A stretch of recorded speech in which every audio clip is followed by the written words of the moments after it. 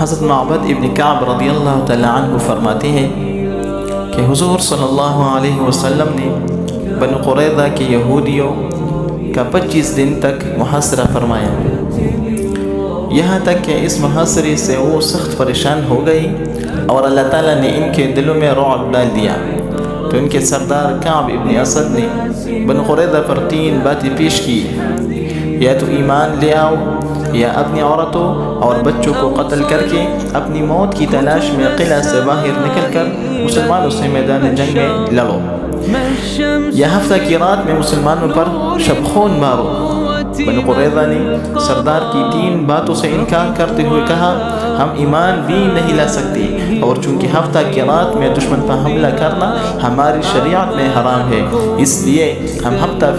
کی رات میں لڑائی کو حلال قرار نہیں دے سکتے، اور اپنے بچوں اور عورتوں کو خود قتل کر دینے کے بعد ہماری کیا زندگی ہوگی۔ یہ یہودی زمانہ جاہلیت میں حضرت ابو لبابہ ابن عبد المنذر رضی اللہ تعالیٰ عنہ کے حلیف تھے، اس لیے انہوں نے ان کے پاس آدمی بھیج کر ان سے حضور صلی اللہ علیہ وسلم کے فیصلے پر اترنے کے بارے میں مشورہ مانگا۔ انہوں نے اپنے حلق کی طرف اشارہ کر کے بتایا